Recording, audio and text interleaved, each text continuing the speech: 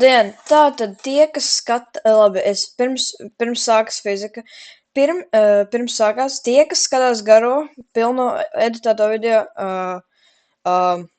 neklāstē šajā, bet es šitos video publicēšu atsevišķi pagaidām, tāpēc, ka man, man vajag laicīgi iznākt, un pēc tam es samontēšu. Man būs atskaņošanas saraksts visticamāk ar šiem video secīgi, bet, ķeramies klāt. Pirmais fizikas video, kas bija 8. klases sākumā. Tagad esmu 8. klases beigās. Un mācu par sākumu. Tātad fizika. Kas vispār ir fizika?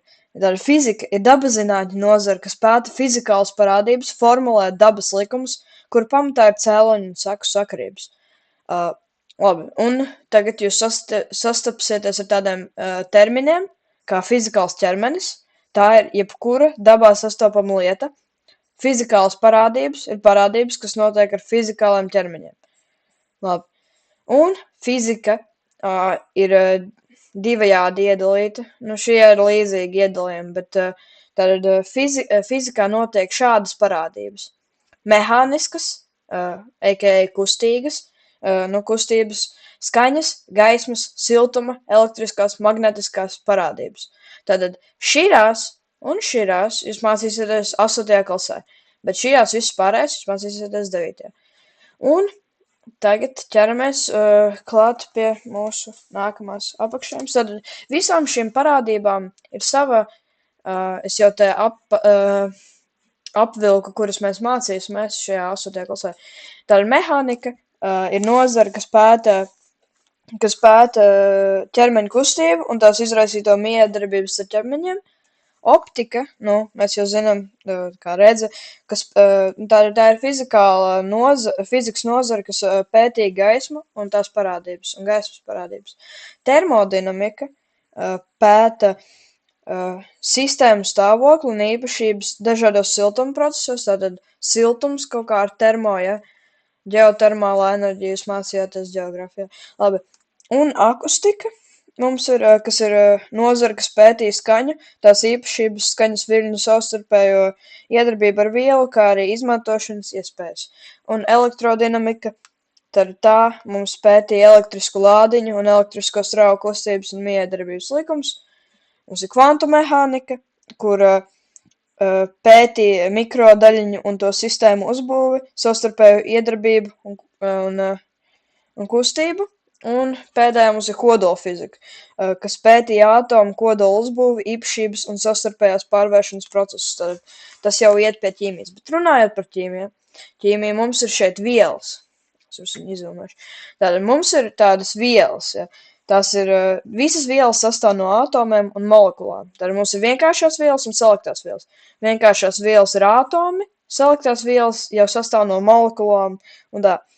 Piemēram, vienkārša viela būtu zelts, kur apzīmējam ar AU, bet, piemēram, salikta viela būtu H2O, jo tur ir divu veidu atomi, tehniski 3 atomi vienā molekulā. Un mums vielām ir agregāts stāvokļi, tātad ir 3 parasti agregāts stāvokļi - ciets, šķidrs un gāzveida. Tātad sākot ar cietu, mums ir 2 veidu cietas vielas. Jūs šeit varat redzēt struktūru, daļiņu struktūru, bet tātad cietam ir amorfas cietās vielas un kristāliskas cietas vielas, kur kristālisks veido konkrētu atkārtojošu formu, kamēr amorfas var mainīt savējo formu. Piemēram, smilts jā, jo daļiņas var būt atšķirīgos izmēros. Un tad mums ir šķidras un gāzveida vielas. Pārunājam tagad īpašības. Tātad cietām vielām tās saglabā savu formu, nav saspiežams, ir cietība, izturība un deformācija, par ko mēs tūlīt runāsim. Šķidras vielas, jeb šķidrums, tām raksturīga plūstamība, tā ieņem trauka formu, praktiski nesaspiežami un tā saslapina. Bet var arī nesaslapināt, par to drusciņ vēlāk. Un gāzveida vielas tā ieņems telpas formu, vienmēr ieņems telpas formu. Tā ieņem telpas, nevis trauka formu. Tā ir arī plūstamība un viegli saspiežams. Labi. Un tagad mums ir tādi 3 termini, kurus mēs varam pārunāt, bet pirms tam slapinoši, neslapinoši, es pieminēju slapinoši, ja? Tad, ja būtu slapinoši, tad tas šķidrums ietu šitā apmēram, bet, ja būtu neslapinoši, tad viņš paliktu kā viena sava daļa. Labi, un tagad mēs varam sākt ar šiem terminiem, kuri ir raksturīgi cietām vielām. Tad mums ir cietība. Tā ir ķermeņa spēja pretoties kāda cita ķermeņa iedarbībai. Tātad tā ir ķermeņa spēja pretoties kāda cita ķermeņa iedarbībai. Tātad tas nozīmē, ka ja ir kāds cits ķermenis, tad tas tā ir, cik daudz viņš var pretoties pret to otru cieto vielu. Ne obligāti cietē, bet labi, mums ir izturība, kas ir vielas spēja pretoties sagrošanai, un mums ir dimants, kas ir cietākā vielas pasaules dimants, ja. Un tad mums ir arī deformācija, kas ir ķermeņa formas maiņa cita ķermeņa iedarbības rezultātā. Mums ir 5 deformācijas veidi. Mums ir stiepe, spiede, vērpe, liece un bīda. Bīde būtu, kur bīda, ja, liece būtu, kur viņu ieliec, vērpe ir, kur viņu sagriež tā, ka viņa vērpjas, spiede, kur viņu spiež, un stiepj, kad ir stiepj. Un tad ir 2 veidu deformācijas rezultāti. Ir elastīgā, kur ķermenis atgūst savu formu, un plastiskā, kur ķermenis neatgūst savu formu. Labi. Ejam tālāk. Mums ir tātad šie 5 vienumi, par kuriem mēs runāsim pamata tēmā. Mums ir garums. Tātad jūs jau visi esat, piemēram, nomērījušies vai kaut kādu garumu mērījuši jau iepriekšējās klasēs. Tātad garumu mēra ar lineāli vai mērlenti. Mēs jau šo to zinām. Un tātad mums ir tāda starptautiskā mērījuma sistēma, kur nosaka vienību pamata mērvienības. Piemēram, vēlāk jūs mācīsieties par darbu, kur apzīmē ar džouliem, kā mērvienību, jaudu, kā vati un tā tālāk. Un garumu mums apzīmē pamata mērvienība ir metrs. Nav centimetrs, nav kilometrs. Un tā mums ir tāds termins kā etalons. Es uzrakstīšu. Nē, tas nav etalons kā sabiedriskie transportā, bet tas ir etalons. Un tas ir paraugs, lai taisītu kaut ko. Teiksim, mums ir kaut kāds krēsls, kas ir 1 metru garš, tad mēs izmantosim to pirmo krēslu, zinot, ka tas ir metru garš, lai uztaisītu visus pārējos. Un tad mēs jau zinām, ka 1 metrā ir 10 decimetri, 1 metrā ir 100 centimetri, 1000 milimetri, un 1000 metros ir 1 kilometrs. Ejam tālāk. Un tad ir arī jūdze, kas ir 1,6 vai 8, atkarībā vai tā ir jūras jūdze vai nē. Labi, ejam tālāk. Mums ir arī fizikāli mērījumi, pirms mēs ķeramies pie laukuma. Tos iedala arī, labi, šitā vajadzētu uzrakstīt. Tātad fizikāli mērījumi.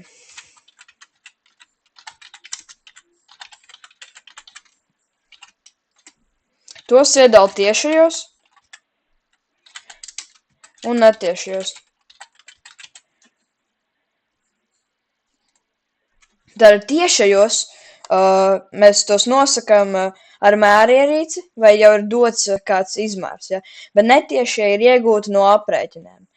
Ir ļoti viegli saprast, kas ir tiešie un netiešie. Tātad mēs izmēram šito un tad iegūstam aprēķinus, un tas netiek tieši mērīts, ja? Labi.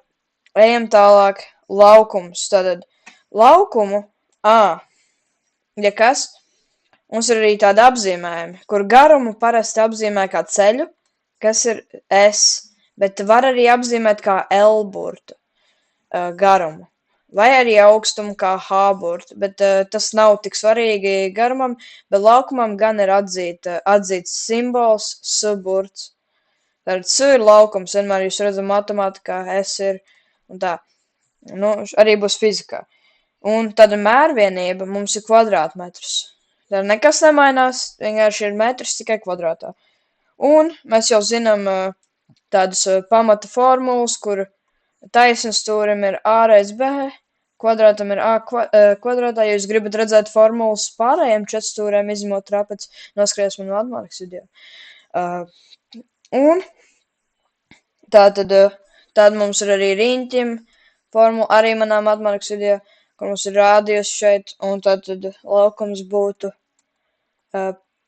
pi r kvadrātā. Nav tik svarīgi, bet mums tādas formulas dažas. Un tātad vienā kvadrātmetrā ir 100 kvadrātdecimetru, vienā kvadrātmetrā ir arī 10 000 kvadrātcentimetru un miljons kvadrātmilimetru. Un tad turpinās mērvienību pārveidojumi, bet ķeramies arī klāt pie tilpuma. Tātad mēs esam atdūrušies mūsu galvenajā tēmā par blīvumu, bet sākumā ir jāizrunā, kas vispār ir vajadzīgs, lai iegūtu blīvumu. Tātad tilpums. Šitā ir viena no sastāvdaļām. To apzīmē ar V burtu, un pamatmērvienība ir kvadrātmetri. Nē, kubikmetri. Bet ir arī litri. Ņemt vērā, ka 1 litrs ir tikpat daudz, cik 1 kubikdecimetrs. Un un tas ir 0,001 kvadrātmetrus. Tā nesajauciet. Ir 1000 litri vienā kvadrātmetrā. Nē, kubikmetrā. Nesajauciet, lūdzu, tā kā es. Un kā mēs aprēķinām tilpumu, mēs mierīgi vienkārši pārējām trīsdimensionālām figūrām tilpums arī apskaties manā. Nē, es privatizēju to video. Labi, nē, nevajag. Tātad mums paskatieties internetā, ja jūs gribat, jo šitais ir tikai taisnstūra paralēls kalnim. Šitais nav citām figūrām. Bet jā, tas ir tilpums. Un tātad mums ir arī masa. Masa mums ir, tad atcerieties, ka masa nav svars. Masu apzīmē ar M burtu, un tas nav tas pats, kas svars. Jūs vēlāk iemācīsieties, kas ir svars, bet tāpēc, ka masu mēra kilogramos, kas ir pamata mērvienība. Jā, ņemat vērā, kilometrs nav pamata mērvienība ceļam, bet kilograms ir, nav grami. Ķīmijā ir grami, un arī nevienmēr. Un svaru vēlāk iemācīsieties mēru ņūtonos. Un tāda mērvienība ir kilogrami, un mērierīce ir svari, vai digitālie, vai arī svirus.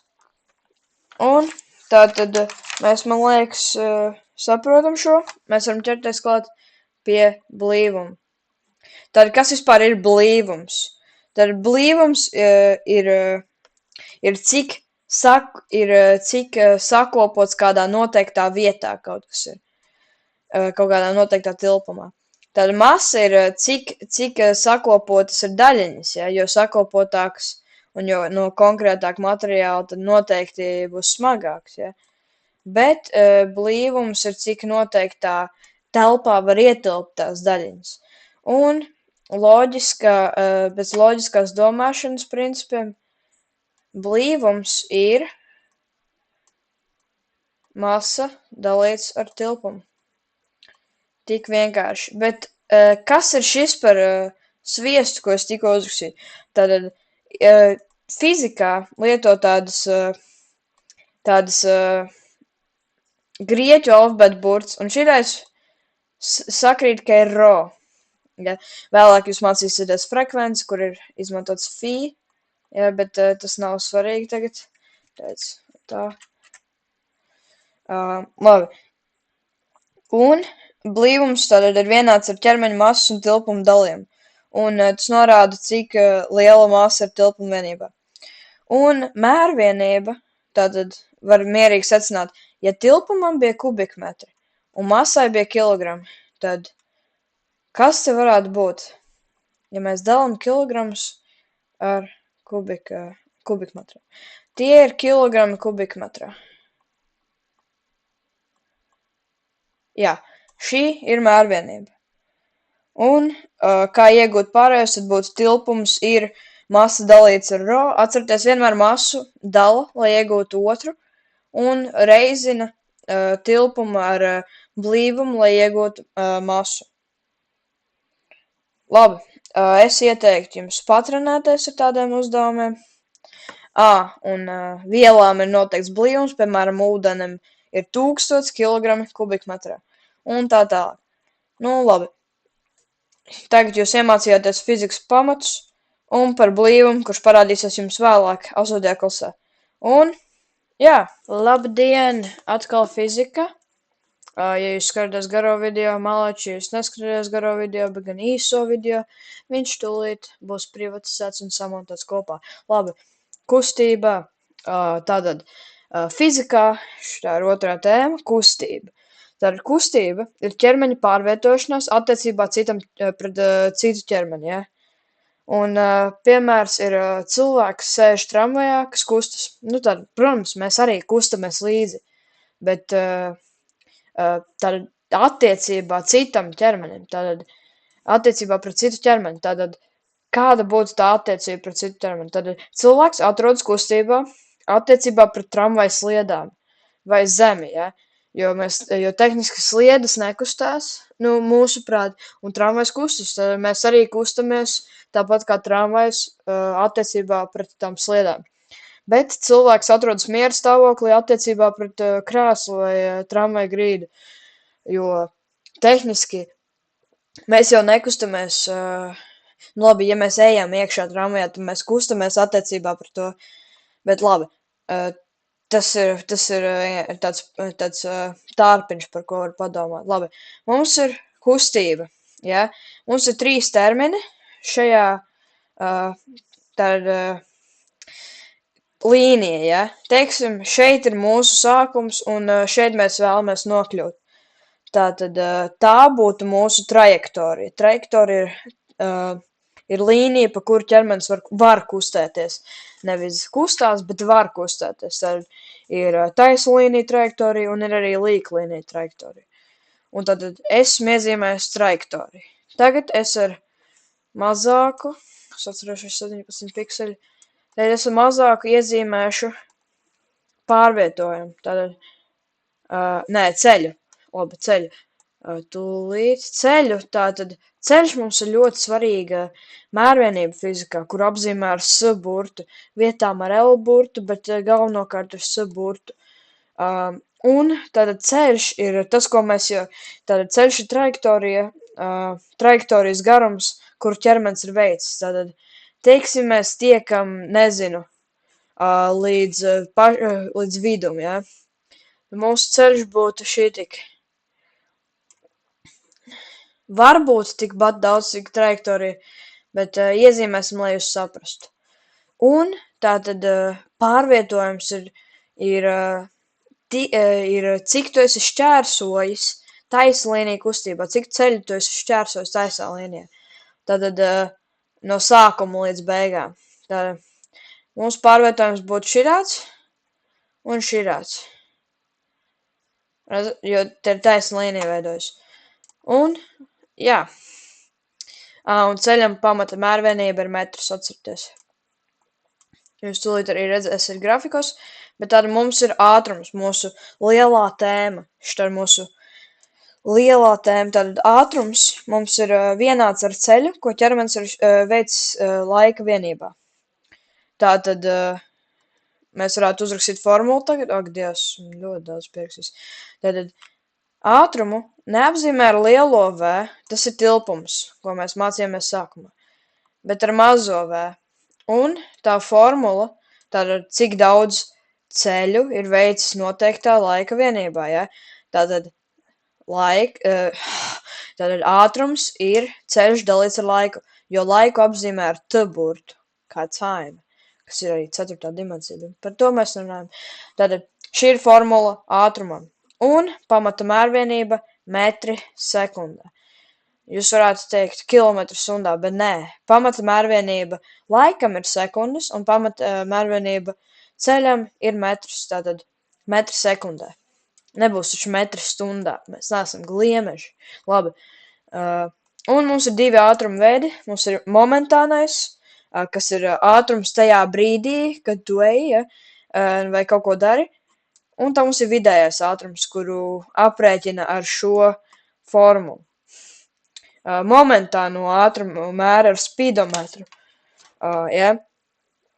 Un tātad, visvieglāk ir salīdzināt ar vidējo, tad, teiksim, man vidējais ātrums ir 54 km/h, bet kā mēs līdz tam nokļuvām?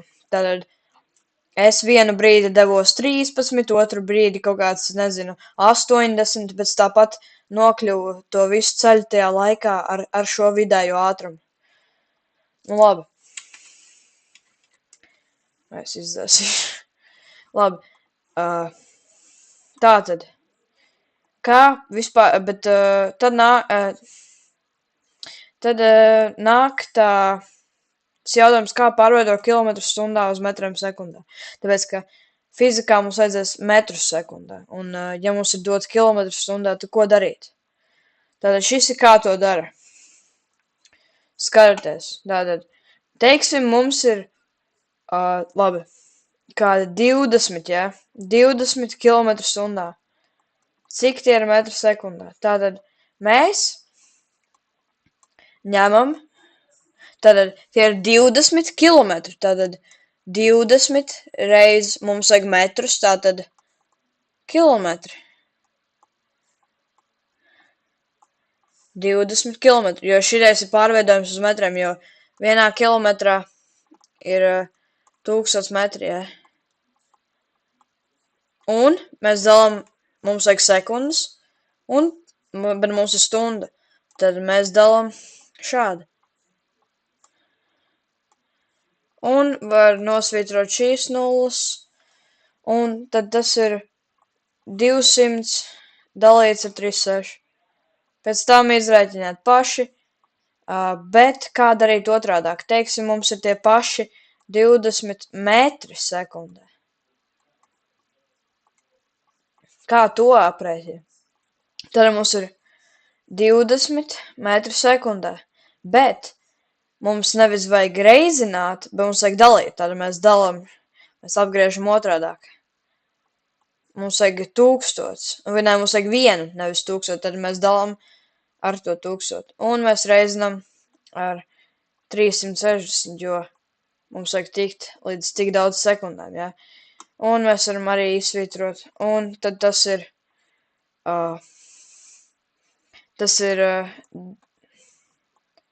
širik, ja? Jūs varat paši aprēķināt tagad. Baigi, nav tik svarīgi tik tālu iet pagaidām, jo es jums vienkārši iemācu, kā mēram tas notiek. Labi, ejam tālāk. Mums ir tādi ātruma grafiki. Mums ir ceļa grafiks un ātruma grafiks, kas ir vienmērīgā kustībā. Tas nozīmē, ka tas rāda tikai vidējo ātrumu, ne momentānais. Tā mums ir ceļa grafiks, kurš, protams, te ir vēl vienības parādīts, bet viņš vienmēr kāpj uz augšu, tāpēc, ka mēs vienmēr braucam ar kaut kādu ātrumu. Laiks vienkārši vienmēr iet laiks. Bet ceļš kāpj uz augšu tajā ātrumā. Te vienmēr iet vienmērīgi uz augšu, tā kā tā ir vienmērīga kustība. Ja? Un ceļš, mēs vienmēr noceļosim kaut kādu, ja mēs dodamies ar kaut kādu ātrumu un laiku. Un šis ir ātruma grafiks. Tā kā šis ir vienmērīgs ātrums, šeit tiek mērīts ātrums, un šeit laiks, un tad laiks paiet, un mēs ejam ar to pašu ātrumu. Vienkārši. Bet kā iegūt pārējos? Tātad, atcerieties, kad es teicu, ka masa ir tas, kuru vienmēr dala, tas bēdīgais. Tātad ceļš ir arī tas bēdīgais, kuru visu laiku dala.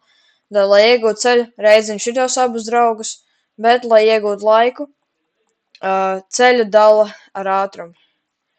Ja? Un ķeramies tālāk. Šis ir grūtāk. Tad mums ir pātrinājums. pātrinājums ir pilnībā cits stāsts, ja. Pātrinājums strādā šādi. Teiksim, mēs ceļojam vienu brīdi lēnāk, otru brīdi ātrāk, un tad pēc tam atkal lēni. Un mēs vienmēr apstājamies mēs vienmēr beidzam ar 0, vai ne? Bet tad kas ir ātrums, kā viņi apzīmē? Tad ātrumu apzīmē ar A burtu, kā acceleration, un tas ir mūsu ātrums, ar kuru mēs tagad kustamies, mīnus ātrums, ar kuru mēs sākumā kustējāmies, dalīts ar laiku.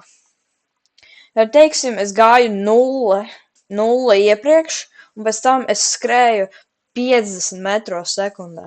Tad tas būtu 50 dalīts, labi, teiksim, es skrēju tā 2 sekundes. Tad mans pātrinājums būtu 25 metri sekundē kvadrātā. Tā to apzīmē, metru sekundē kvadrātā.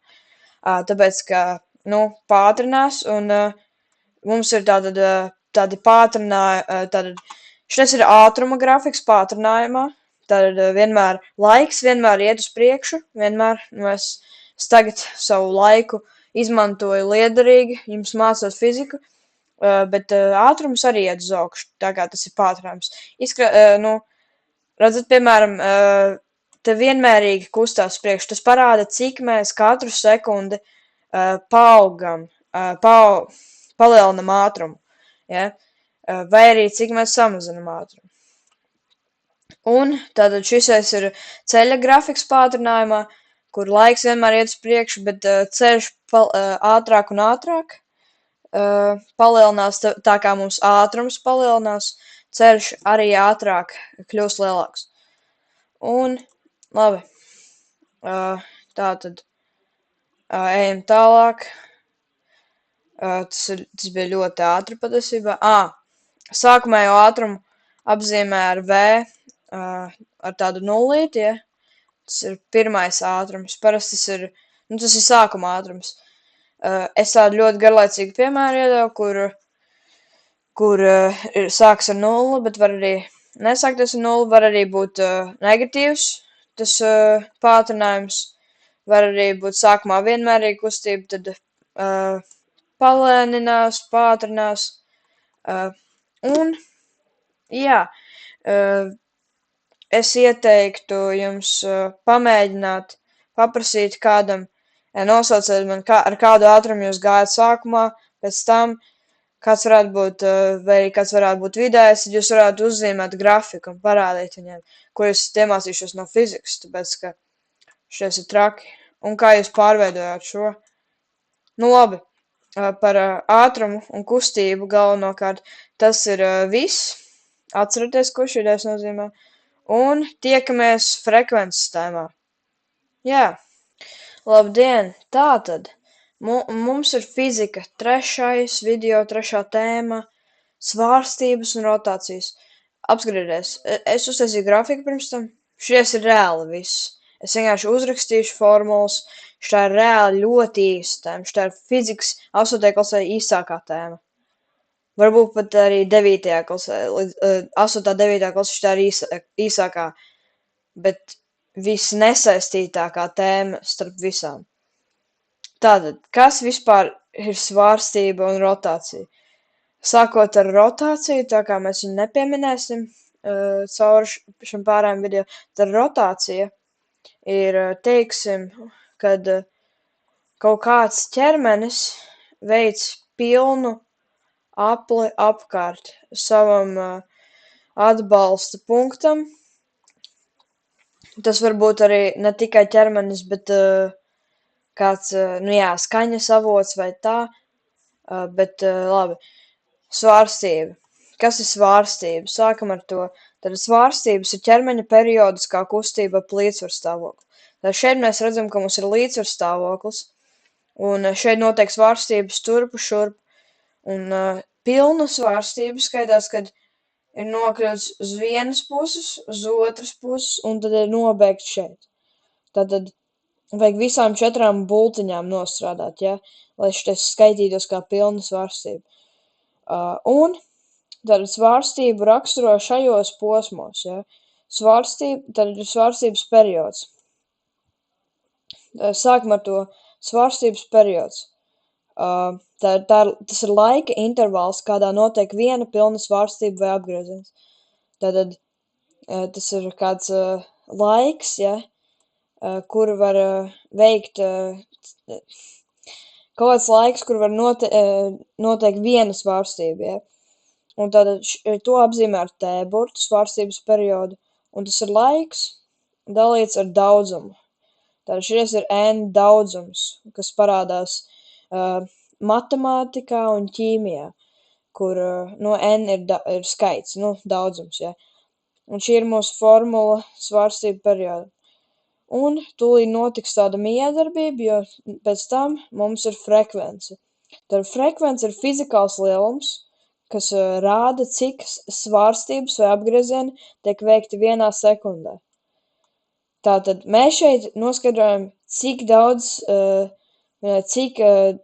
ilgā laikā var vienu veikt. Šeit mēs noskaidrojam, cik daudz var vienā sekundē veikt. Tā ir savā ziņā otrādāk. Tāpēc frekvence, kur apzīmē ar phi, grieķu alfabeta burtu, phi, ja. Tātad formula šim būs phi ir skaits vai daudzums dalīts ar laiku. Vai jūs redzat paralēles? Vai jūs saskatāt starpību? Tad šis ir cik daudz var, cik ilgā laikā var vienu svārstību izdarīt, un šeit ir cik daudz svārstības var vienā sekundā izdarīt. Tāpēc mums ir šitādas formulas, kas miedarbojas. Mums ir svārstības periods var arī būt apzīmēts kā 1 dalīts ar phi, kas ir frekvence. Un tas pats phi ir 1 dalīts ar svārstību periodu. Šis ir, ja izlasa un ja padomā, tas ir ļoti loģiski savā ziņā. Un tā kā svārstību periodam īsti nav tādas noteiktas mērvienības, varbūt varētu apzīmēt sekundes daudzumā. Labi, tas nav loģiski. Sekundes vienā reizē. Tas ir savā ziņā laika mērs, bet frekvence šeit, kuru arī var apzīmēt ar F burtu, bet mēs izmantojam labākos apzīmējumus. Tātad phi, kas ir frekvence, apzīmē ar, nevis apzīmē, bet mēra kā herci. Herts, ja. Hz. Tātad tas ir herts. Un jūs dzirdējuši, ka skaņa, šitā ir skaņas tēma, ticiet vai nē, šitā ir akustika. Skaņa mēra decibelos, bet nav īsti nekāds veids 8. klasē, kā jūs varētu aprēķināt decibelus. Vienīgi mēra ar kaut kādām mērierīcām. Nav tas svarīgi. Ejam tālāk. Tad mums ir mūsu 3. punkts, un tā ir amplitūda. Tad amplitūda mums ir x, ja? Un šeit mums ir tāds grafiks, kur mēs varam redzēt, cik ir svārstību periods, garš un ilgs, un cik ir amplitūda. Tad amplitūda ir cik no nulles, no milimetriem vai jebkādas mērvienības, ja, cik augstu vai zemu tas maksimāli var nokļūt. Tā ir amplitūda uz svārstību grafika, ja. Šis krāšs ir kā, jūs esat redzējuši matemātikā tādu sīnusu vilnīti, ja, un pilns svārstības periods ir tāds, kurš, ja saliek kopā tās līnijas, veido tādu tā kā apli, tāpēc uzzīmē. Šitais ir vienkārši vieglākais veids, kā atcerēties. Viņš veido, viņš pilnu to. Tāpat kā tajā svārstībā tur viņam vajag aizceļot turp atpakaļ, augšā, un pēc tam viņš tiek atpakaļ. Un šeit tas pats viņam vajag iet uz leju, tad atpakaļ. Ja? Un tad X maks parāda mums pašu augšu, X min pašu apakšu, milimetros parasti mēra, un tā ir maksimālā ķermeņa novirze no līdzsvaru stāvokļa. Jā, šis reāli ir viss. Tieši tā. Jūs varat iemācīties, kad ir infraskaņa, kad ir ultraskaņa, kad nāk uz frekvenci, jo tas arī ir iekļaujas savā ziņā tēmā, bet tas nav no fizikas īsti, tas ir no mērvienībām, un no cik decibeliem un cik ilgā laikā var bojāties ausis, bungādiņa, bungplēvīt un tā, bet tā jau ir bioloģija. Nu labi, šī bija frekvences tēma, un faktiski šajā mācību gadā, kad es šo video taisu, šis ir reāli pēdējais video, ne pēc secības tēmām, bet pēc tā laika, kad es taisu. Un, jā. Fizikā. Es teicu MS Paintā, vai ne? Jā. Tātad. Spēks.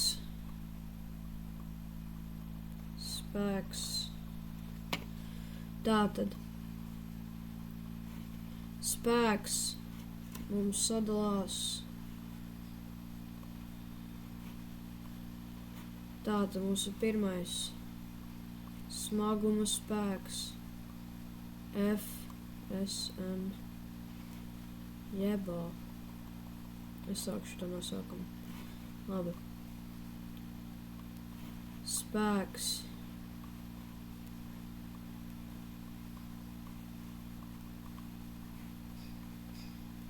Tātad.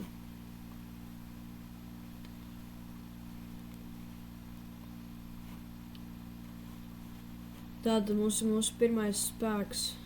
Smaguma spēks. Ļoti vienkārši. FSM. Izkrāsosim oranžu. Labi. Šis mūsu pirmais spēks. Bet sākumā izdaram visus pārējos. Tas ir berzes spēks.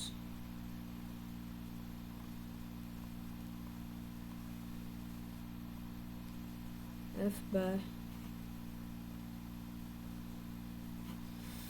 Labi. Tad mums ir pretestības spēks. FP.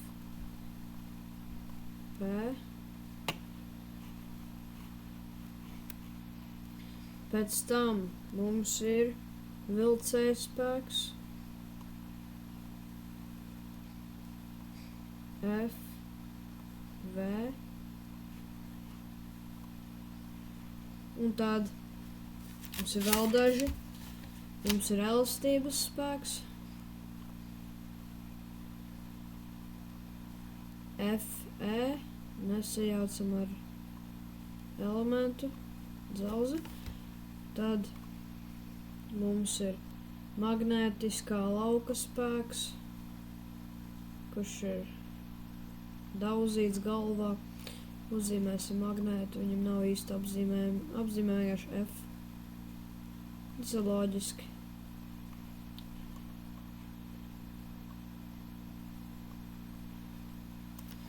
Un tad mums ir arī cēlē spēks.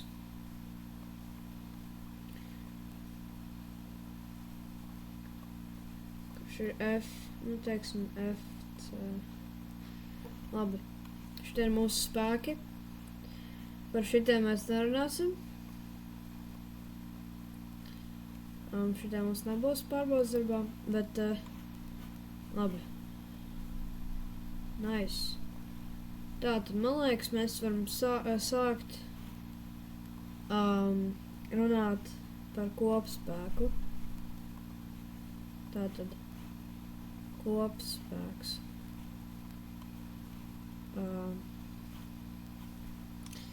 Tad kopspēks. Uzzīmējam šādu diagrammu. Kopspēks ir visi spēki, Tagad visi spēki ir izlīdzināti. Un to apzīmē ar FK.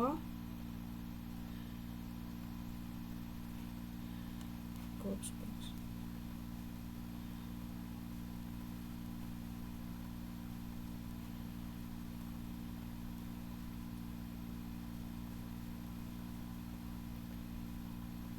Šitā. Šitā apvalkam. Un tas pats ir jāatņem.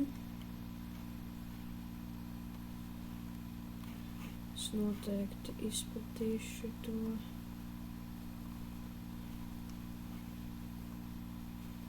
Mums būs ļoti daudz. Šādi. Jā. Ctrl+C, Ctrl+V.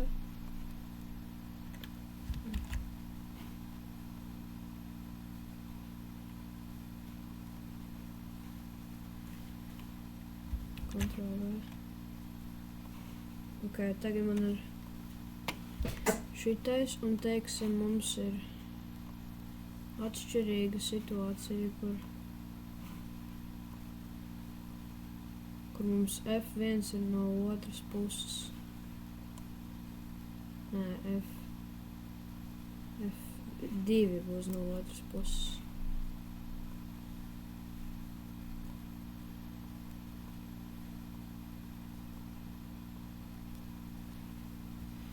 Tad tagad būs jāatņem, jo šitais ir lielāks, ja? Un tas ir kopspēks. Tā aprēķina kopspēku. To apzīmē ar šito, ja? Šito te FK. Ok, tātad tas bija kopspēks. Tagad Ņūtona likumi. Nākamā tēma. Ņūtona likumi.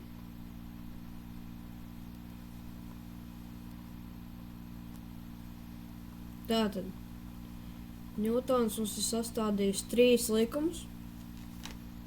Un arī runājis par inerci. Tā ir pirmā lieta, ko pierakstu. Inerce. Par to vēlāk.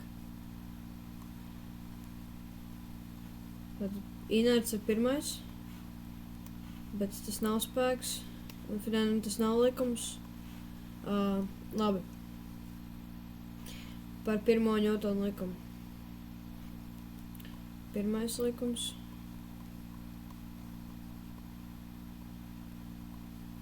Es nokopēšu vārdu likums.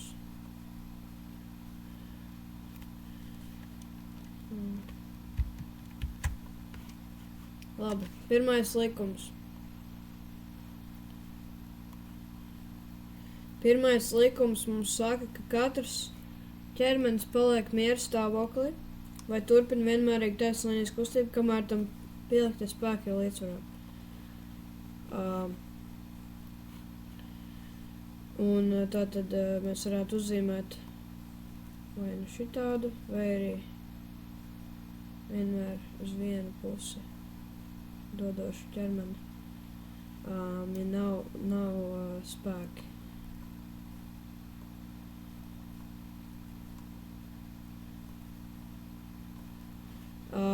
Šis mums ļoti precīzi saistās ar kopspēkiem, tāpēc, ka šeit vispār spēku nav. Vai arī tie ir līdzsvarā. Tad mēs varam jau savienot mūsu pirmo likumu ar kopspēku.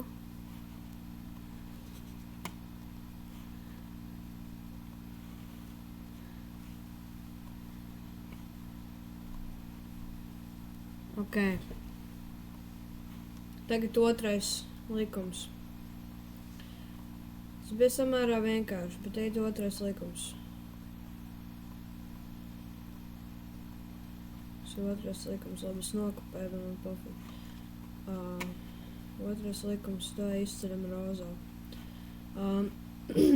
Šis ir svarīgi. Ķermeņa pātrinājums ir tieši proporcionāls ķermenim pieliktajam kopspēkam un apgriezt proporcionāli ķermeņa masai. Un šis ir ar formulu spēks ir masa reiz pātrinājums. Ļoti vienkārši. Šitā ir formula.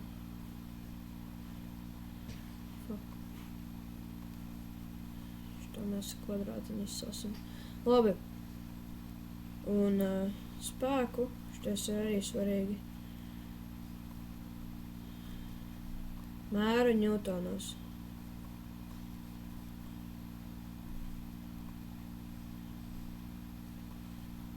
Šitais ir arī svarīgi. Spēku mēra ņūtonos. Svaru mēra ņūtonos un spēku. Tātad. Un, jā. Teiksim, mums ir kaut kāds, nezinu. Mēs mēģinām aprēķināt spēku. Tad ir spēks, tad ķermeņa pātrinājums ir tieši proporcionāls ķermenim pieliktiem kopspēkam. Un apgriezt proporcionāls ķermeņa masai. Tad, apgriezt proporcionāli. Bet tas nozīmē, ka spēks tam ķermenim ir viņa masa reiz viņa pātrinājums. Tik daudz tas spēks izdara.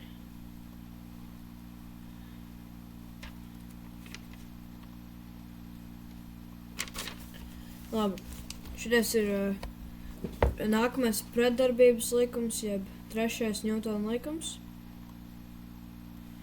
Labi, likums pretdarbības likums.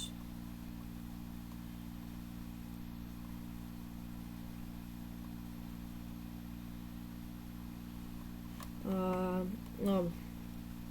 Šito ar zeltainu.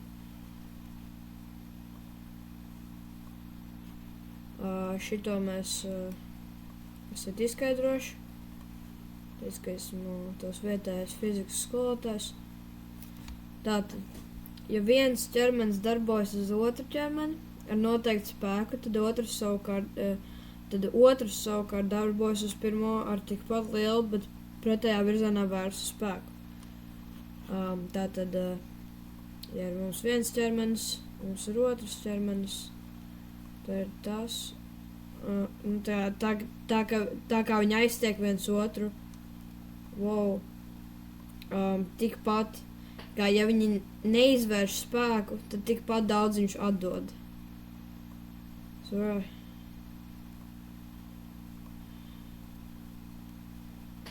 Un formula šitam ir,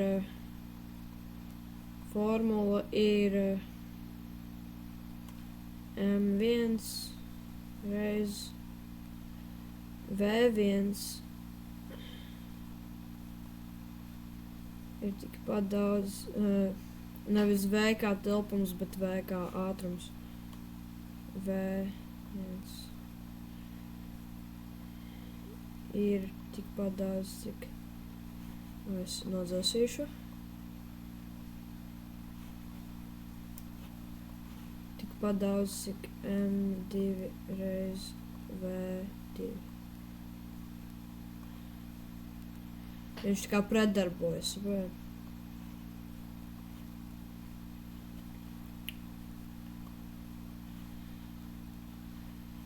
Un pirmais likums saistās ar inerci, jo nav nekādas inerces, labi teikt par inerci. Inerci ir ķermeņa īpašība censties saglabāt miera stāvokli vai vienmērīgi taisnlīnijas kustību. Teic, ka šeit ir inerci, tāpēc, ka te ir vai nu vienmērīga, vai nu miera stāvoklis. Un tad tie ir Ņūtona likumi. Un tagad par gravitācijas spēku, jeb smaguma spēku, kur mēs šodien izcēlām ar oranžu. Tātad es padarīšu vairāk. Sāku ar šodien redzēt kaut ko. Tātad mums ir smaguma spēks. To arī sauc par gravitācijas spēku. gravitācijas spēks.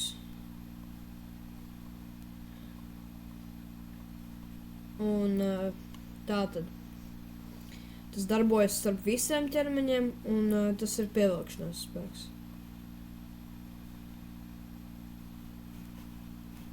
Tad es pārvietošu šito. Jūs ātri, es fambuloju drusiņu. Teicu, ka tas ir pievilkšanas spēks. Jā, tad tas ir smagums spēks. Un pievilkšanas spēks. Saprotam?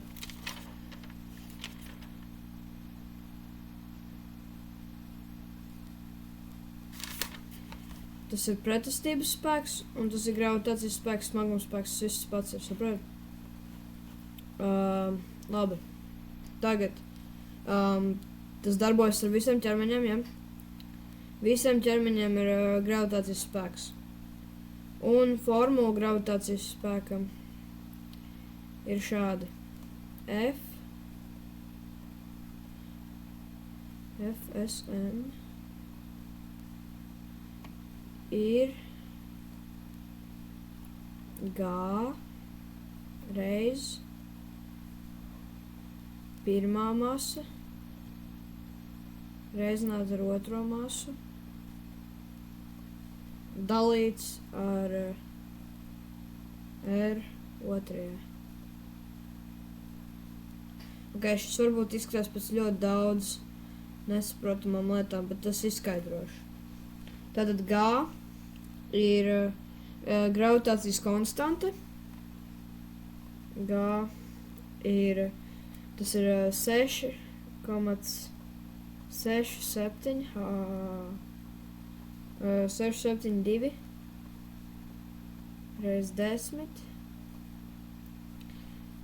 mīnus 11.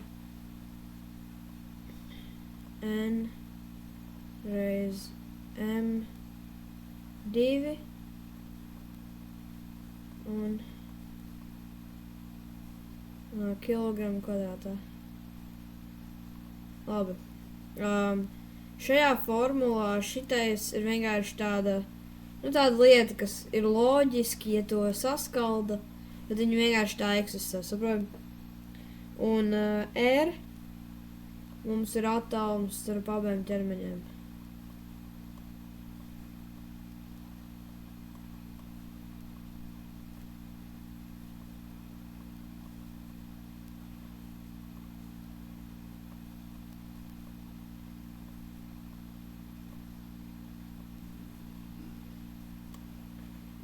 Ok. Labi. Ejam tālāk. Smagums spēks. Tātad. Šitais ir smagums spēks, kurš mums ir tā kā gravitācijas spēks un tā. Jūs saprot. Tātad.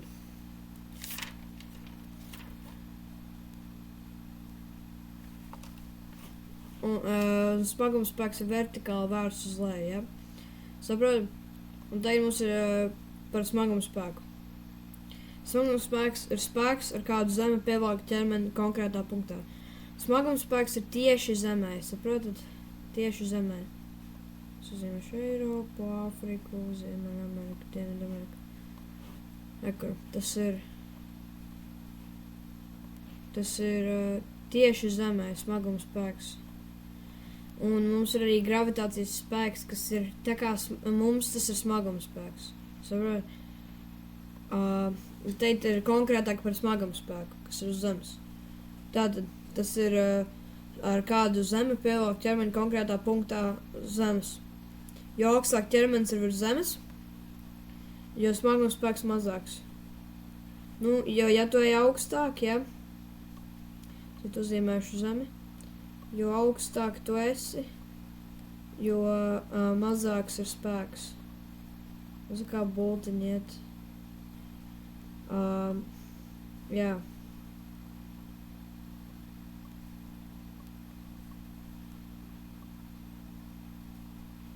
Saprot?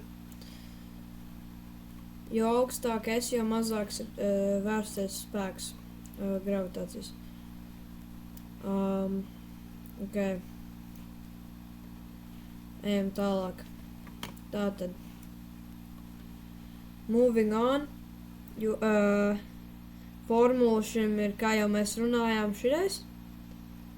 Tas ir gravitācijas spēks, bet smaguma spēks ir citādāk. Ar smaguma spēku formula ir F SM. Es to izlabošu ātri. Nepareizi izteicos. Kļūdas katram. FG. FSM ir G reiz M. Tātad šis varētu būt ļoti nesaprotam daudziem. Kā jau mēs zinām, M ir masa un G ir brīvās krišanas pātrinājums, kas ir kā pievilkšana, jūs saprotat, brīvās krišanas pātrinājums.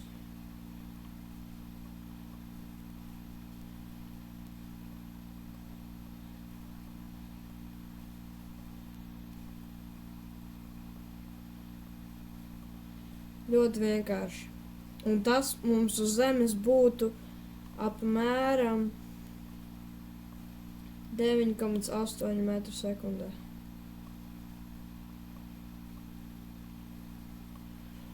Pieliekot to klāt. Tas nav konkrēti.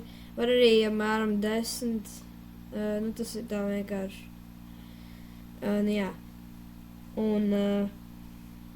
Un ļoti svarīgi tagad, jo ir vēl viena formula, kur jau iepriekš mēs zinām, kur ir svarīga ar šo tēmu, apakštēmu, ka masa ir blīvums reiz tilpums. Tas ir ļoti svarīgi, jo, lai aprēķinātu ķermeņa, ja tev dots ir blīvums un tilpums, tad tu vari iegūt masu. Un ja tev ir zināms jau brīvās krišanas pātrinājums, tad tu tehniski no tilpuma un blīvuma vari iegūt smaguma spēku. Tas ir ļoti interesanti. Tālāk par svaru. Svars. Tātad es novilkšu vēl vienu līniju, jo tas ir svarīgi. Es ātri izzumēšos, vēl savu vietu iedošu, ko mēs iepriekš stāstījām, cik jautri. Tātad svars.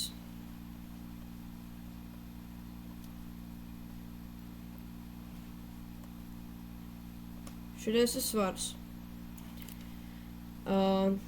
Apzīmējam ar oranžo. Un tātad svars. Tā nav masa. Vienmēr saka, tā nav masa, un svars nav, tagad tev prasa, cik tu svari, tu atbild ar masu, kilogramos. Svaru mēra ņūtonos.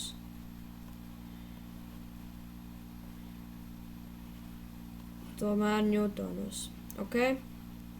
Un tā nav masa, to nemēra kilogramos. Tātad svars ir spēks, ar kādu ķermenis spiež uz atbalstu vai nostepju piekari. Tātad mēs varam teikt uzzīmēt mūsu atbalstu vai arī mūsu piekari.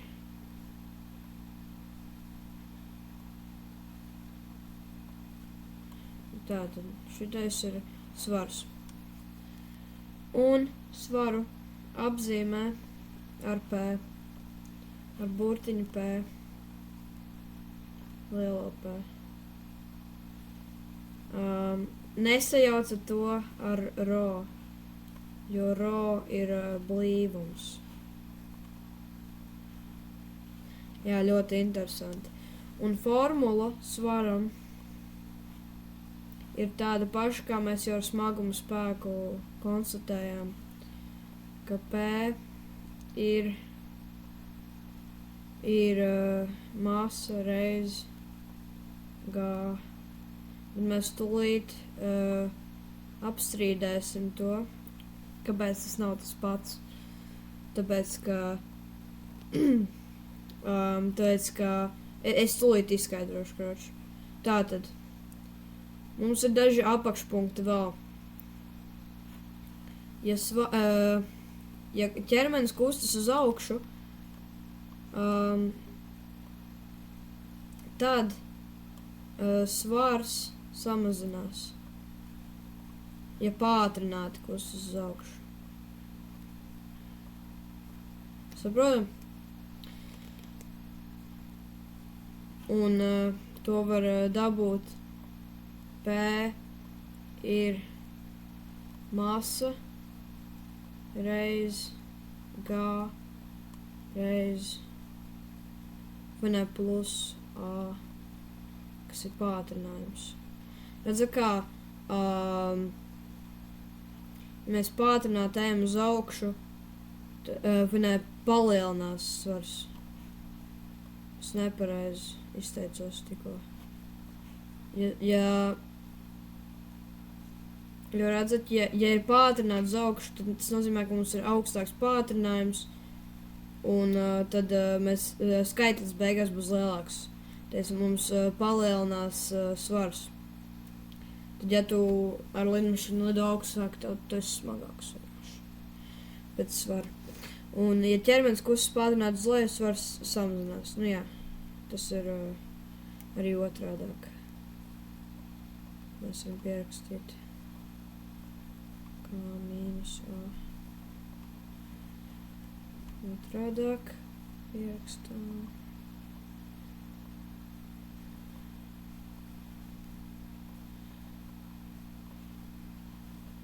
Šo mēs visu varam vienā rāmītī ielikt. Ok, tātad. Un tagad mēs pierādam to, ka smagums un ka smagums, spēks un svars nav tas pats. Tagad mēs novilksim ātri līniju smaguma spēkam un svaram. Tātad, es parādīšu piemērus, ka būs divas bildītes, kur vienā smaguma spēks ir tas pats, kas svars, un otrā, kur nav. Tātad, ja mums ir taisna plakne, kur veido 90 grādu leņķi, mums svars ir šeit, un smaguma spēks ir šeit. Bet, ja mums plakne nav taisna, un tad mūsu jaun iegūtās svara zināšanas paliek šeit, šodien tā. Bet svars vienmēr iet precīzi uz leju. Jā. Es ātri izdzēsīšu šito. Tad šis pierāda, ka smaguma spēks konstanti iet uz leju, bet svars iet perpendikulāri zemē. Tad, ja šis būtu A, B, tad P būtu perpendikulāri, kā šito pierakstīt, perpendikulāri. Nu jā, perpendikulāri AB. Un smaguma spēks nebūtu.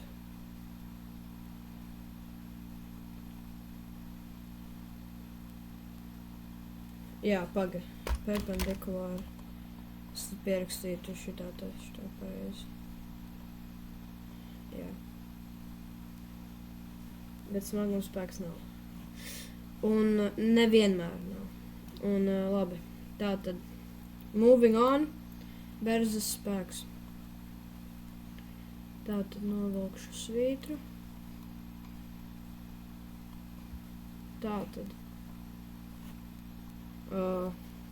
darbojas starp ķermeņiem, kas kustas attiecībā viens pret otru. Tātad ir viens, ies šitā, teiks, mums ir kāds vilcējs spēks, un tad berzes spēks būtu šitais.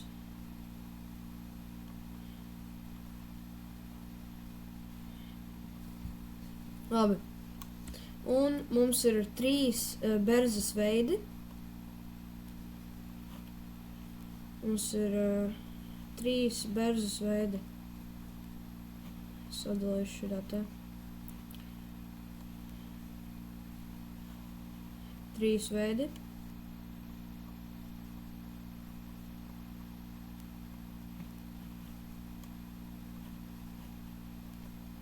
Mums ātri izteikšu mūsu bildi. Šitā. Tātad.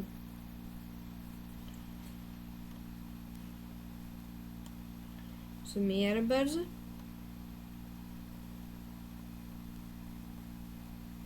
Kur notiek miera stāvoklī. Varbūt izceļam šito ar krāsumu. Tad šī ir vienkāršākā berze. Jā. Tā mums ir slīdes berze.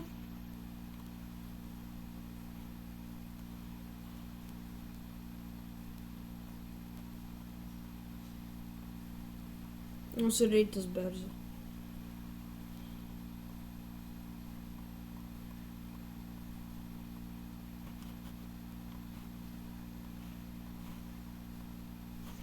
Labi. Tātad tālāk mums ir formula berzē. Šajā gadījumā, ja kas šitais, šī berze būtu slīdes berze, ja kas. Un tāda mums ir formula. F, B, ir, mi, reiz, F, R. Ok, šitais izskatās ļoti bailīgi tagad, jo es šeit jaunas lietas parādu. Tad izskaidrosim, kas šeit ir. Tātad, mi, mūsu gadījumā ir berzes koeficients.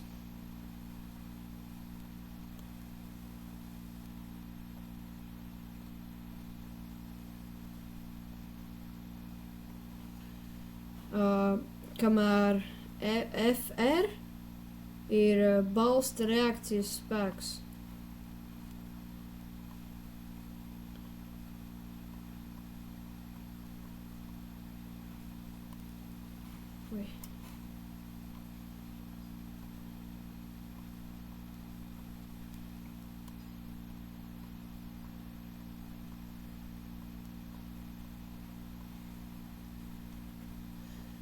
Kur arī mēra ņūtonos, ja kas. Un tagad, šis ir crazy, šito reakcijas spēku, viņam arī ir formula. Tā formula būtu F, R ir masa reiz brīvā krišanas pātrinājums.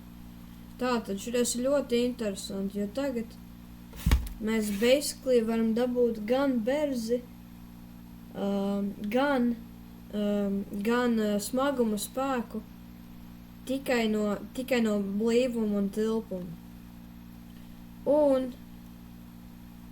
šitais nozīmē, ka vēl sarežģītāka formula berzes spēkam būtu F, B, kas ir mi, kas ir koeficients, kur nemēra, nav mērvienība, reiz masa, reiz brīvā krišanas pātrinājums. Jauki. Tātad. Un šito izmanto Šitā ir formula ķermenim, kas kustas pa horizontālu virsmu. Horizontāli. Pa X asi. Labi. Tātad, tagad mums ir daži apzīmējumi. Runājot par berzi. Kur mēs šodien.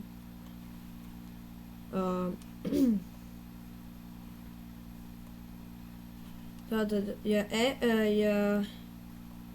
vilcēja spēks ir tas pats, kas berzes spēks, tas nozīmē, ka ķermenis atrodas miera stāvoklī vai kustas vienmērīgi. Tātad vai no labi, es nedarīšu tā. Vai nu paliek uz vietas, vai arī kustas vienmērīgi.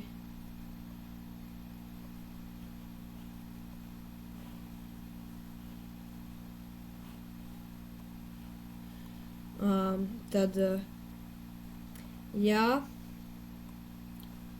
vilcējspēks ir lielāks par, ja lielāks par berzes spēku, man jāapskatās, cik ir rekordings. Labi. Tātad, ja berzes spēks ir mazāks par vilcējspēku, tad ķermenis kustas pātrināti. Tad es tādu ir pātrināti. Tad viņš iet ātrāk. Un ja berdze ir lielāka par vilcēju spēku, tad ķermenis palēninās. Tad ķermenim tieši sitās. Rādējuši tātad.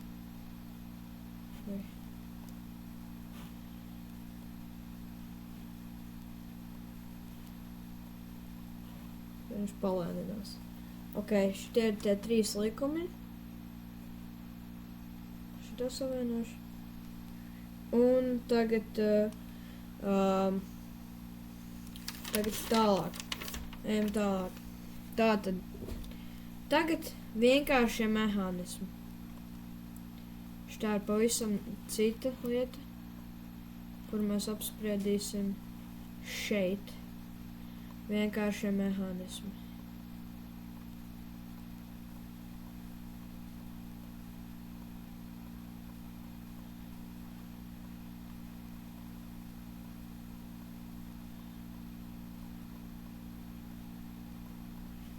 Labi, kuriem? Vienkāršie mehānismi. Mums ir 6 vienkāršie mehānismi, un tie ir svira,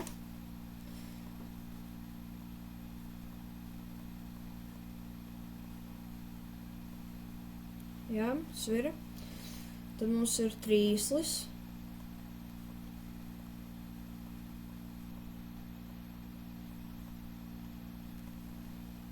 tad mums ir slīpā plakne,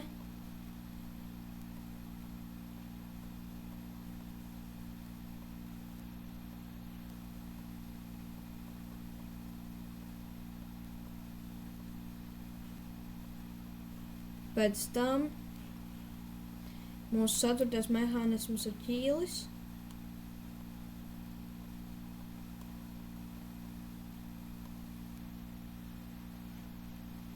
tad mums ir grieztuve,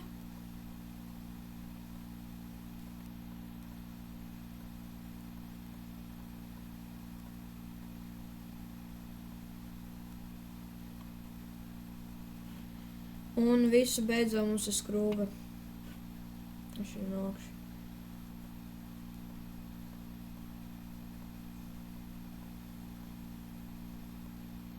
Tātad šitā ir mūsu 3. big tēma. Es palielināšu. Labi.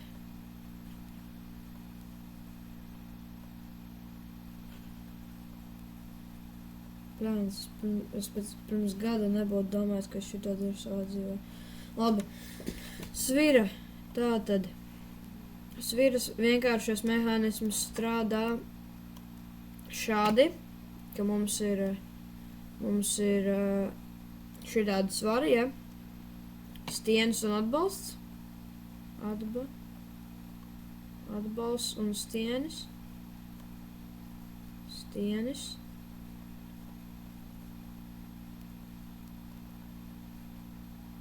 Ok.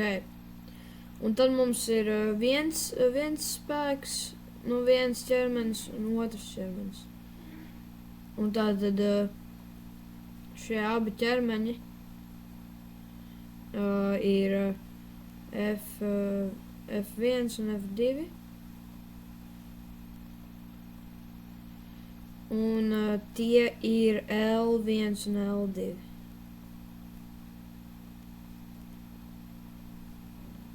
Tā tas strādā.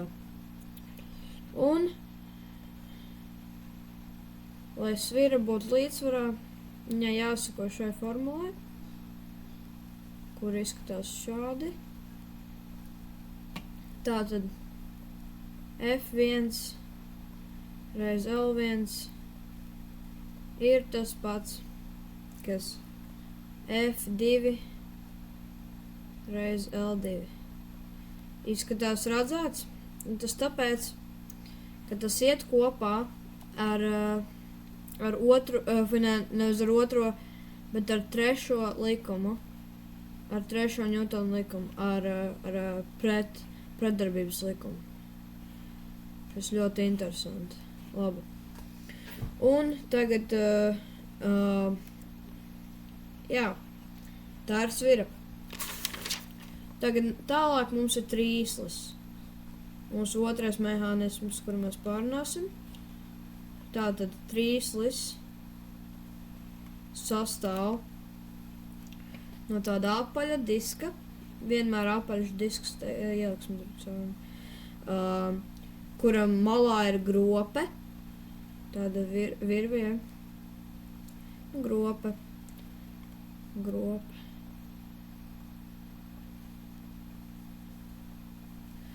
Kurā tiek izvietota virve, ķēde vai kaut kas tāds, un iedaļa.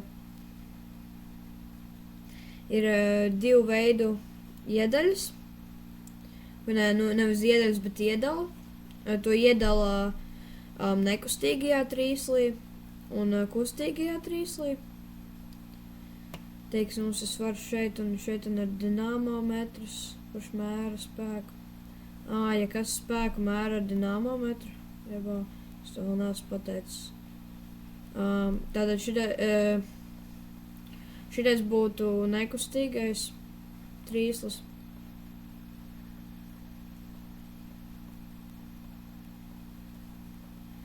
Nekustīgais, un tad otrs būtu kustīgais, kurš ir tā kā no apakšas.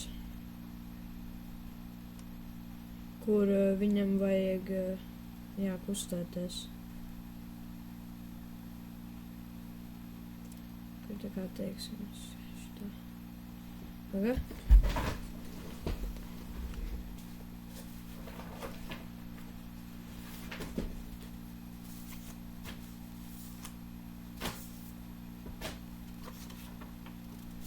Un tātad mums ir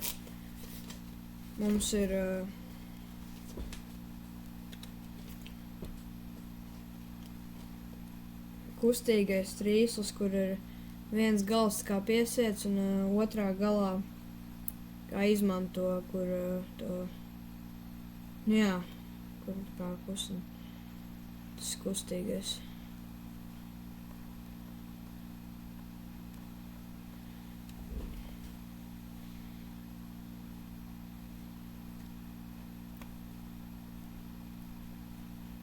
Jā.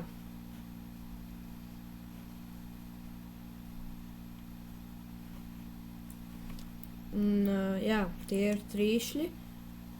Un tagad mūsu nākamais mehānisms slīpā plakne, no kuras nevar viņu padarīt vienkāršāku. kā nevar padarīt tā, ka ir mazāk enerģija, tā ir vienkārši plakne, ja? Saprotat? Un tā ir slīpā plakne.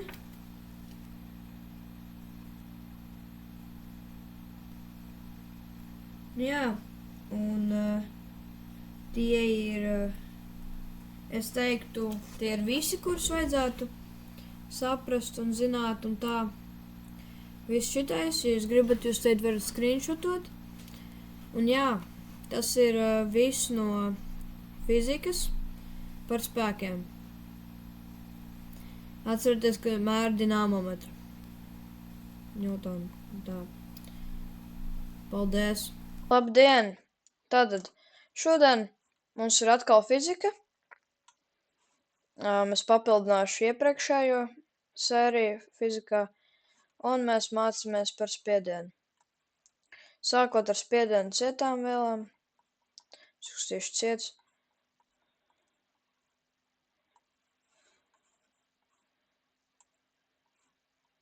Tātad spiediens ir vienāds ar attiecību starp spēku, kas darbojas perpendikulāri virsmai un šīs virsmas laukumu.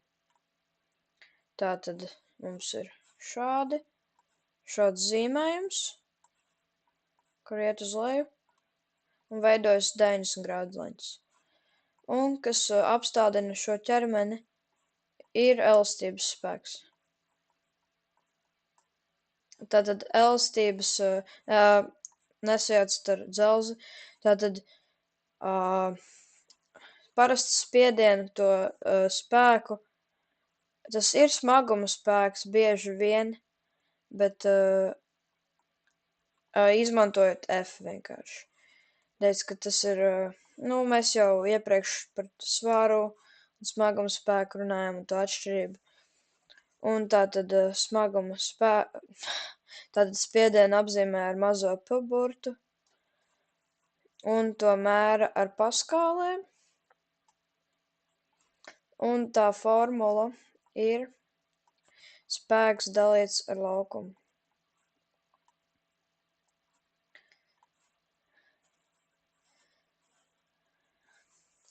Un šo spēku var aprēķināt dažādi. Šī spēku formula var aprēķināt, parasti aprēķina kā smaguma spēku, bet es nosacīju, ka tas nav smaguma spēks, tāpēc, ka uz slīpām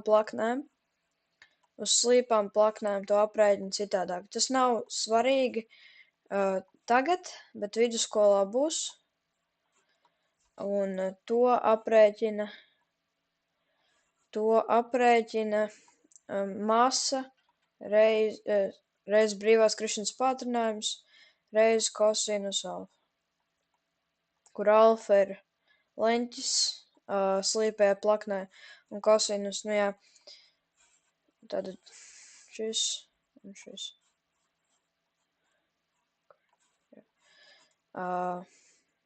Un atcerieties, ka brīvās krišanas pātrinājums ir apmēram 10 metru sekundē kvadrātā. Labi. Tādi paši ķermeņi var radīt atšķirīgu spiedienu. Šo es ātri izskaidrošu.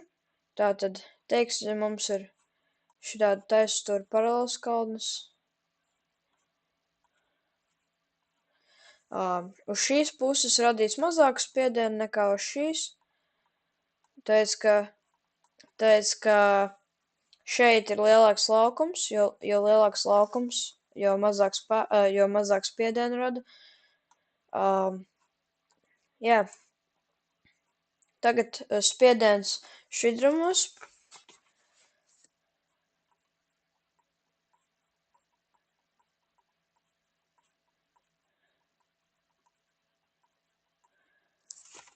Tad spiediens šķidrumos.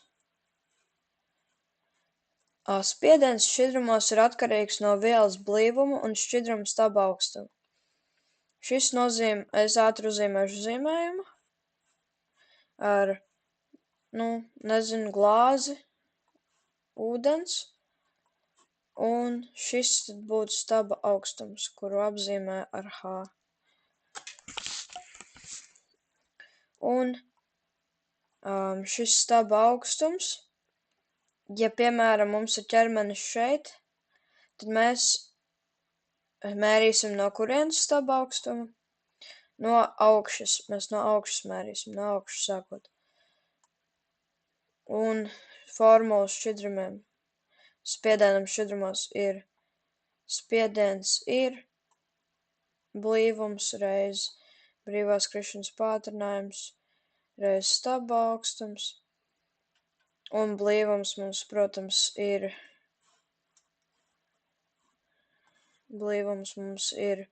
masa dalīts ar tilpumu.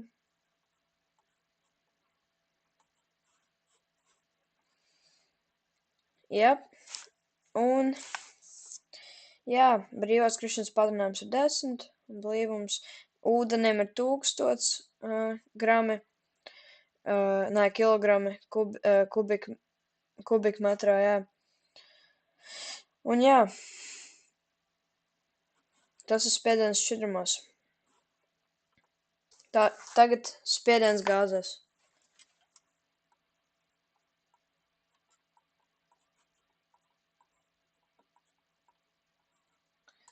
Tagad šeit būs vēl viens triki jautājums, ja šeit jāmēr no augšas.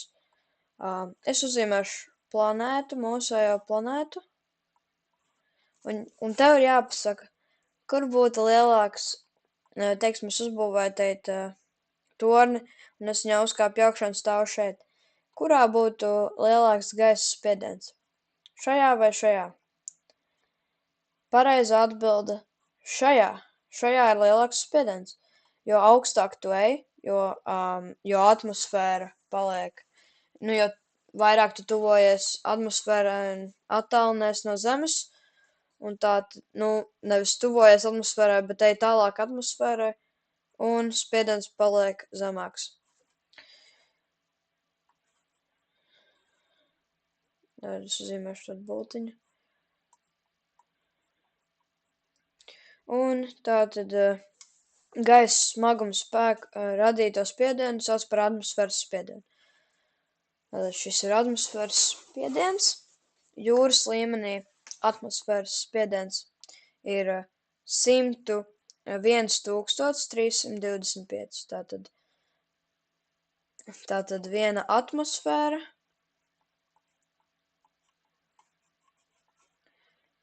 ir 101,325. Tā jūras līmenī. Paskala. Un es ātri izskaidrošu jums, lai jums nesajūg galva.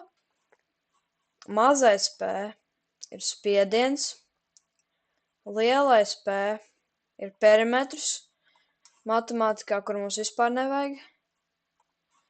Rho ir blīvums, un paskāla PA ir mērvienība, ar ko mēra spiedienu. Šis ir ļoti svarīgi, un es jums lūdzu nesajaukt. Tātad mums ir paskāls, mums ir atmosfēra, un vēl mums ir šitāda mērvienība. Te ir drusciņi no ķīmijas, bet šis arī ir jāzina. Milimetri dzīvesudraba staba augstumā. Uzzīmējam vēlreiz glāzi ar stabu, protams, kur ir, H. Un piepildam to ar dzīvesudrabu. Dzīvesudrabs gaisa temperatūrā, parastā istabas temperatūrā ir šķidrs. Un tātad šī mērvienība ir milimetri dzīvesudraba staba augstumā. Cik viņš ir augstu? Jā, milimetrus. Un tātad viena atmosfēra ir 760 milimetrus staba augstumā. Milimetrus dzīvesudraba staba augstumā. Tātad vēl ir mērvienība bārs, bet tas nav atzīts kā oficiāli mērvienība. Tas nav tik svarīgi. Un tad mums ir mērierīces. Jums ir mājasdarbs noskaidrot, ko katra mēra. Mums ir manometrs.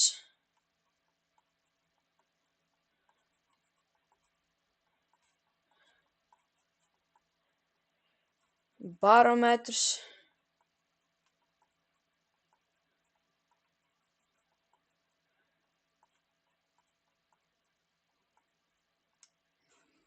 Un aerometrs.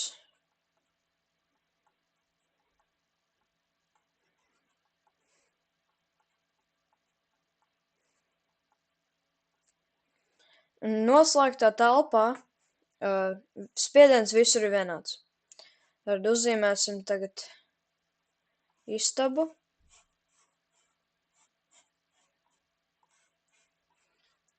Teiksim, es atrodos savā istabā.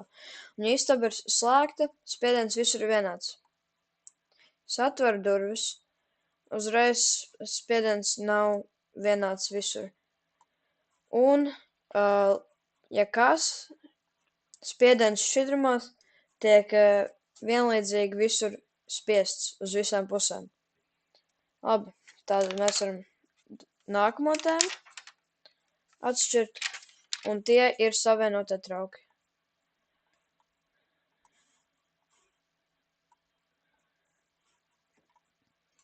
Savienotie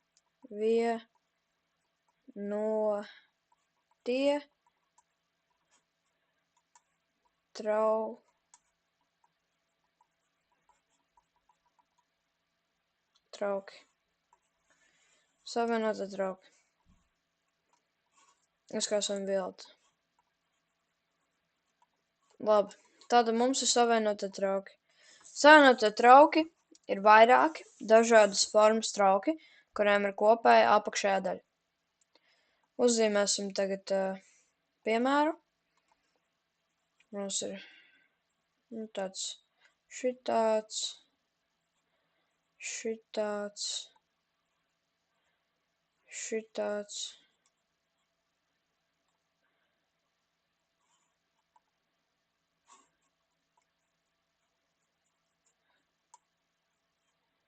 Un šitāds.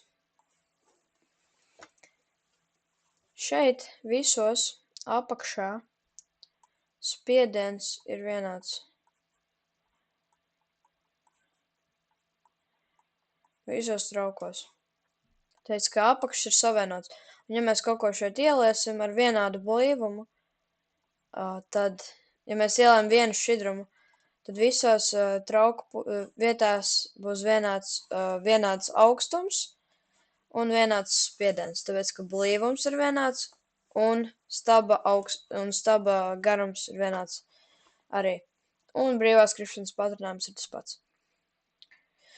Tātad, ja savienoties traukos ir ieliec viens šķidrums, tad līmenis visos traukos ir vienāds. Un, ja ir ieliec dažādi šķidrumi, tagad uzzīmēsim citu piemēru. Te jau citu tēmu. Ja mēs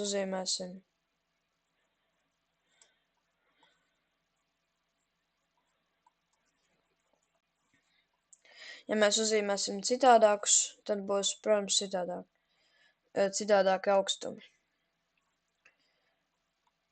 Un tātad, ja būtu ūdens, spirts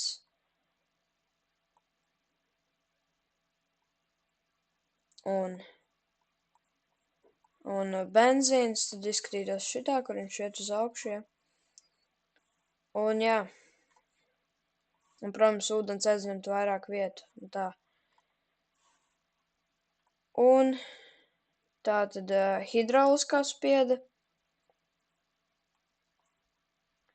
Ja ņem vērā savienotos traukus, tad ir arī hidrauliskā spiede, kur šoreiz izmanto pirmo formulu. Spiediens ir spēks dalīts ar laukumu. kur šoreiz ir laukums 1, laukums 2.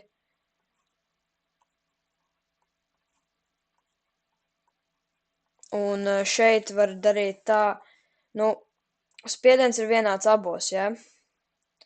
Bet tā kā šeit ir lielāks laukums, tad spiediens palielināsies šeit. Lai spēks palielināsies šeit. Ja šeit ir mazāks, šeit ir lielāks. Tad, lai būtu vienādība patiesa. Tad F1 dalīts ar S1 ir vienāds ar F2 dalīts ar S2. Jā. Un tad šie ir savienoti trauki. Un tā mums ir pēdējā tēma. Arhimēda spēks. Arhimēda celējspēks.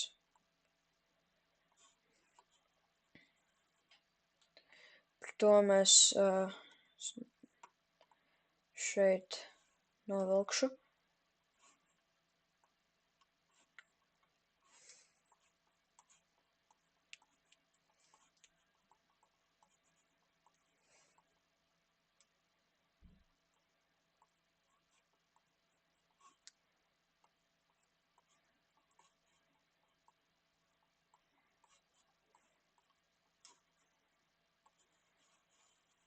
Arhimēda spēks. Tātad Arhimēda spēks darbojas tikai šķidrumos un gāzēs. Arhimēda spēks vienmēr ir vērsts uz augšu. Uz augšu. Un gāzēs un šķidrumos.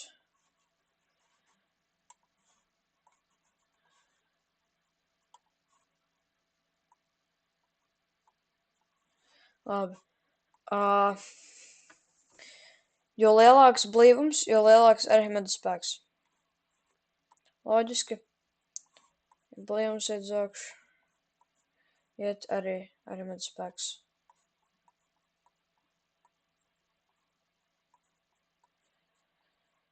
Un formula Arhimēda spēkam ir F no A. Arhimēda spēks ir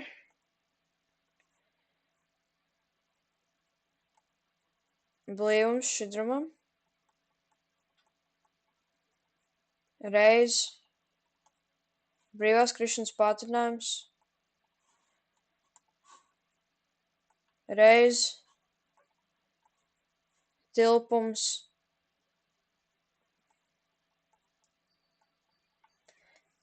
reiz tilpums ķermeņa iegrimošās daļai. Tātad, tam ķermenim, jā. Un vēl Arhimēda spēks ir, tas vēl ir,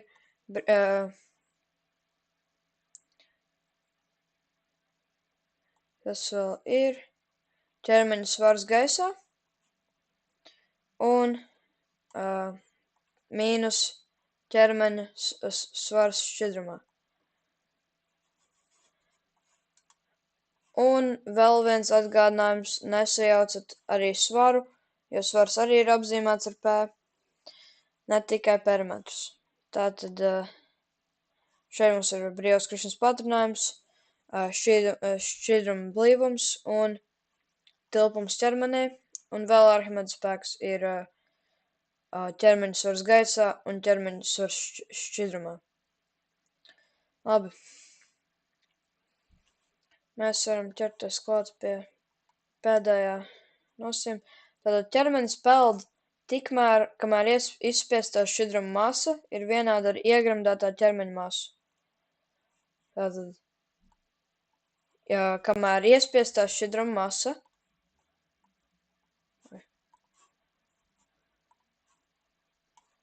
iespiestā šķidruma masa ir vienāda ar iegremdētā ķermeņa masu.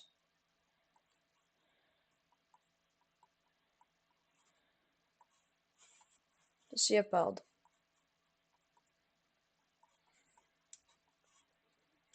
Loģiski. Tātad, peldēšanas nosacījumi. Pirmais. Ja smaguma spēks ir vienāds ar Arhimeda spēku, tad ķermenis peld.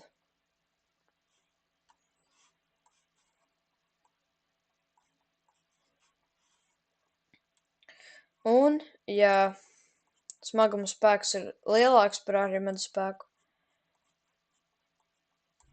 tad tas grimst.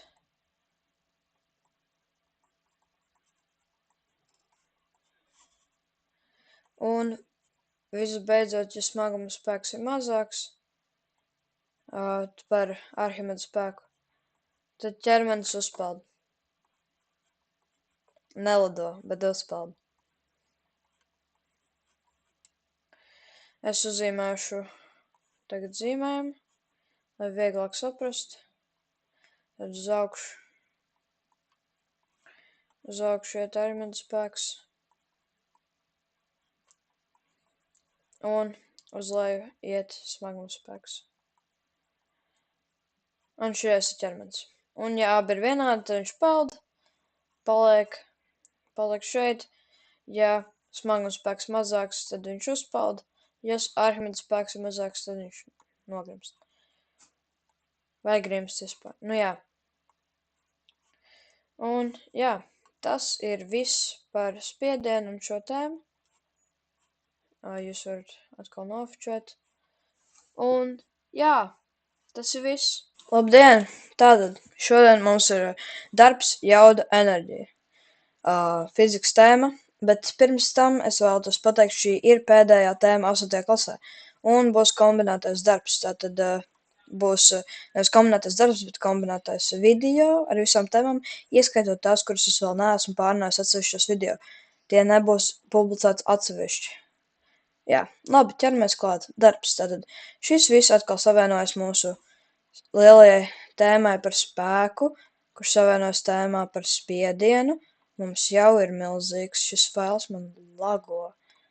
Es nevaru pat izzūmēt visu, tāpēc ķeramies klāt pie darba. Sapratāt to joku? Labi. Tātad darbs.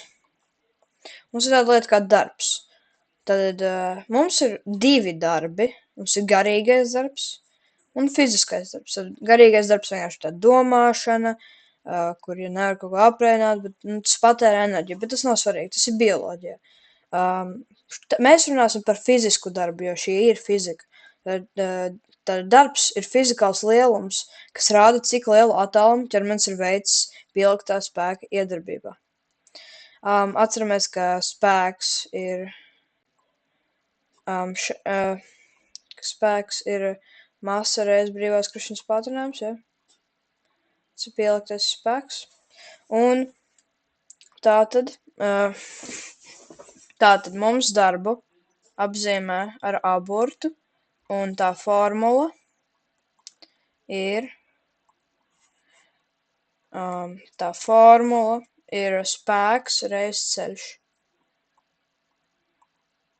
Es rakstīšu S-burtu ceļš, vietās raksts ar L-burtu, un šis pats attiecas ar H-burtu, S vai H. Un tad šī ir formula darbam. Darba apzīmē ar aburtu. Un mērvienība ir joules, J-burts, un šis būs arī enerģija, bet vēlāk. Tā ir joules, ja. Es uzrakstīšu joules.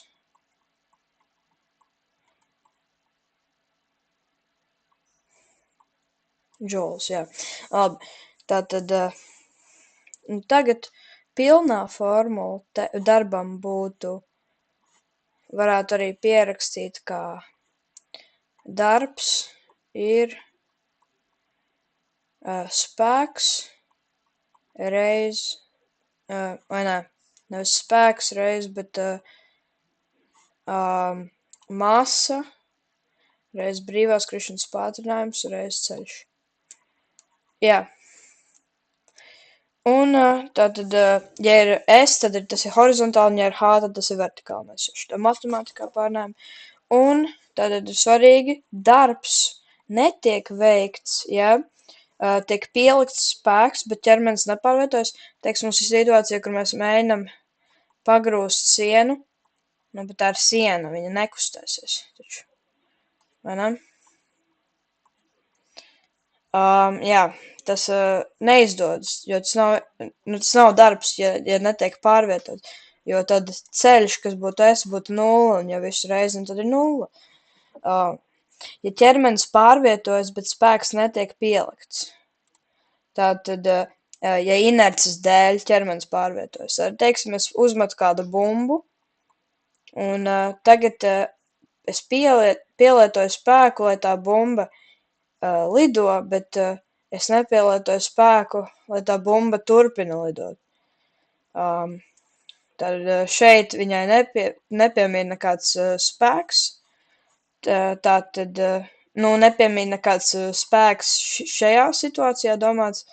Tātad, tad spēks būtu 0, kas nozīmē, ka darbs būtu 0. Labi, tas bija darbs. Ļoti ātri tēma, bet šitais saistīsies ar mūsu nākamajām tēmām. Labi, mums ir jauda. Šī ir jauda, es uzrakstīju lielajiem burtiem, jo tas ir fizikāls lielums, kas rāda, cik lielu darbu ķermenis veic noteiktā laika vienībā. Un kas ar elektroierīcēm mēra stundā, bet mums pamat mērvienība ir sekundes, tāpēc mēs mērīsim ar sekundēm. Nevis mēs mērīsim, bet vajadzētu mērīt ar sekundēm. Un tātad šo atzīmē ar N vai P burtu, tas ir svarīgi, jo, kā mēs iepriekš par spiedienu tēmu mācījāmies, P var arī būt perimetrs un spiediens, un arī svars, un arī var izskatīties pēc rho, kas ir blīvums. Un tātad mērvienība mums ir vats, vats, un arī mašīnām ir tāda lieta kā zirgspēks, ko apzīmē šitā. Un tātad viens zirgspēks ir vienāds ar 736 vatiem.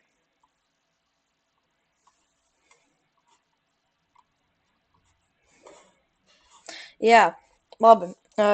Kad iet runa par formulu, tad tas ir P ir, es izmantošu P šoreiz, P ir A dalīts ar T, ļoti loģiski, ja par to padomā, tas cik daudz darbs tiek veikts laikā, tātad šitā.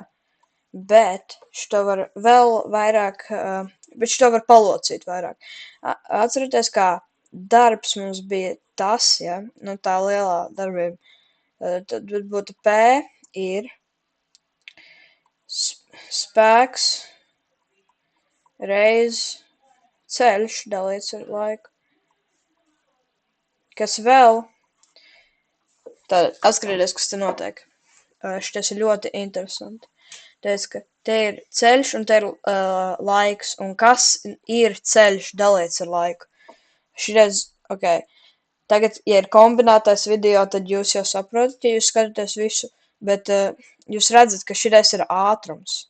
Tātad īstenībā mums šis nozīmē, ka jauda ir spēks reiz ātrums. Forši, vai ne? Tā ir jauda. Tas ir ļoti interesanti. Un tātad, ja mēs ejam tālāk tēmā, mums ir enerģija. Enerģija. Mums ir divas galvenās enerģijas. Mums ir, es šeit rakstīšu saīsināt, mums ir potenciālā enerģija, un mums ir kinētiskā enerģija. Mēs par katru atsevišķi šeit runāsim. Tad abus joprojām mēra ar džouliem, pat es to vienkārši pateikšu. Ja tikai divas mērvienības jāzina. Džouls un vats par konkrētu šīm. Vēl vajadzēs zināt metru sekundē, ņūtonu un tā. Labi. Potenciālā enerģija. Tātad potenciālā enerģija piemīt tiem ķermeņiem, kas tiek pacelt virs zemes. Teiksim, mums ir mierīgi, mums ir koks, kurā ir ābols, kurš karājās. Un tad tam piemīt potenciāla enerģija. Tam nepiemīt nekāds darbs, jo darbs netiek veikta distance. Bet potenciāla enerģija ir tā enerģija, kas var nākotnē tikt, tā ir tā enerģija, kas piemīt tam, kuru var unleashot, ja jūs saprotat, ko es runāju. Un, ja padomā, loģiski, potenciālai enerģijai formula ir tāda pati kā darbam. Es vienkārši labi, EP ir vienāds ar masu reiz brīvās krišanas pātrinājumu reiz augstumu. Vienmēr ir augstums šajā situācijā, līdz ka mēs tā kā nedzīvojam vertikālā pasaulē, kur krīt horizontāli. Un tad šī ir šī formula. Un tad, M ir ķermeņa masa, brīvās krišanas pātrinājums, augstums un tā. Un arī ir tāda lieta kā potenciālās enerģijas izmaiņa. Un tātad darbs mums šajā situācijā ir tas pats, kas potenciālās enerģijas izmaiņa. Labi, šreiz izskatās dīvaini, bet tā ir delta. Viens grieķu alfabeta burts, kurš šoreiz mums apzīmē izmaiņu. Tātad darbs mums ir tas pats, kas potenciāls enerģijas izmaiņa. Ok. Labi.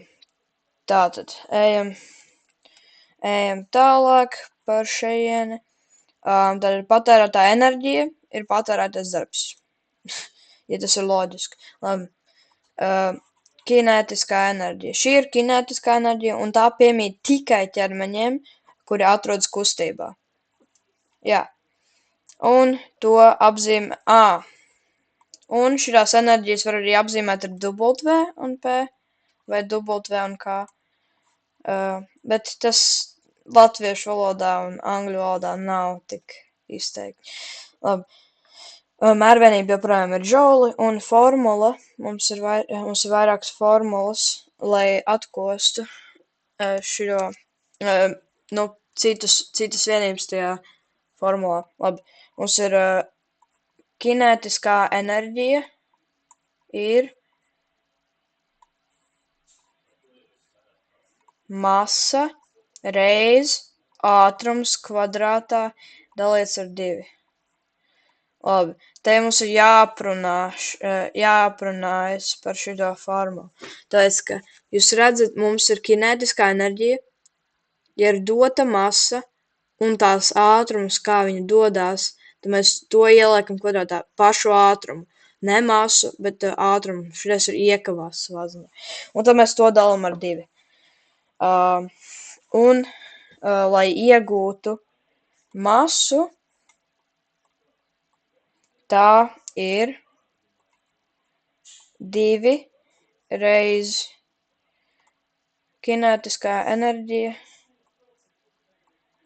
dalīts ar ātrumu kvadrātā. Ja ir pārējās vienības dots un vajag iegūt masu, tad tas ir tas.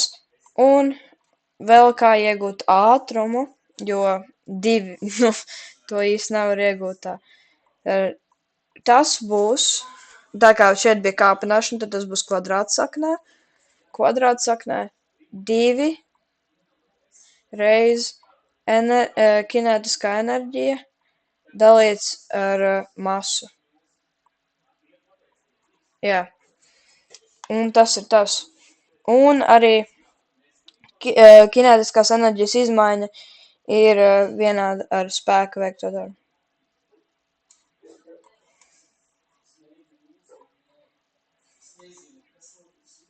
Tas joprojām ir darbs, kas ir veikts. Tātad Tātad nevar veikt darbu bez enerģijas. Vienmēr notiek kaut kāda enerģija.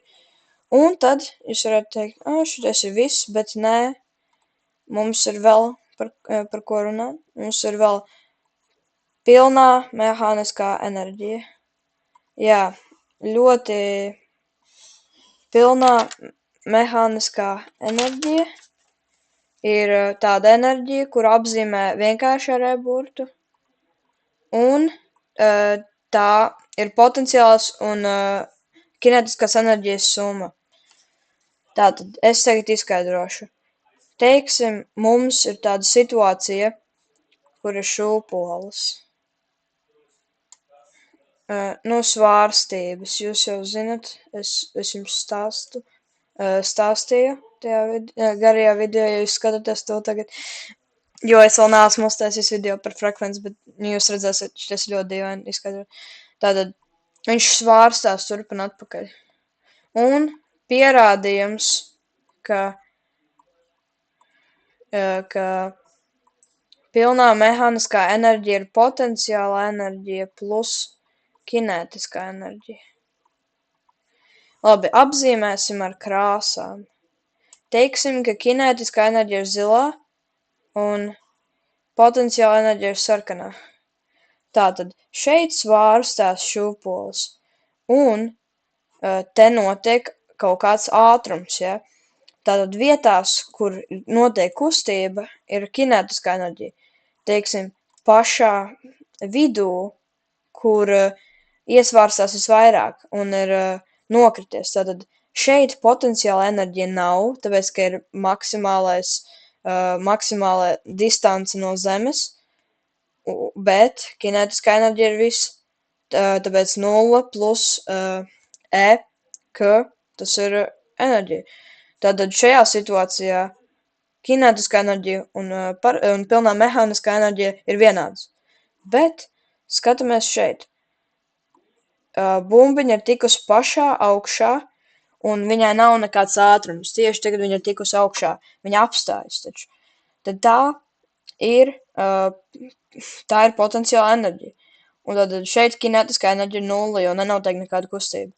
Tad šajā gadījumā, kur ir sarkans, šajā vietā enerģija ir vienāda ar potenciāla enerģiju. Bet šitiem pārējā vietā ir kāds mikslis starp abiem, kur šeit varbūt ir vairāk potenciāla enerģija, šitiem varbūt vairāk kinētiskā enerģija. Bet tas pierāda, ka enerģija ir, pilnā mehāniskā enerģija ir potenciāla enerģija un kinētiskā enerģija. Labi. Ejam tālāk. Tātad, ja mēs tagad pielietojam savas iepriekšējās zināšanas, mēs varam uzrakstīt pilno formulu ar pilno mehānisko enerģiju, ja vēlas izpildīt to vienā vienādojumā. Tātad jūs varat jau klikšķināt no šī video, jo šis ir vienkārši tiem, kuriem interesē.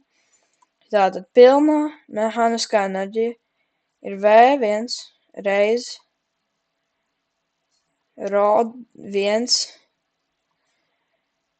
reiz brīvās krišanas pātrinājums reiz augstums vai ceļš, reiz augstums, plus V1 reiz V1. Tos viennieks var nerakstīt, bet, jā. Reiz S dalīts ar T kvadrātā dalīts ar 2. Šī ir pilnā mehāniskā enerģija, ja vēlas aprēķināt visu vienā darbībā. Un es ieteiktu atkārtot mērvienības, kur viņas pielieto, un arī pamata mērvienības, kā loģiski var noteikt, kas ir kas, un arī, protams, pārveidojumi šeit. Jā,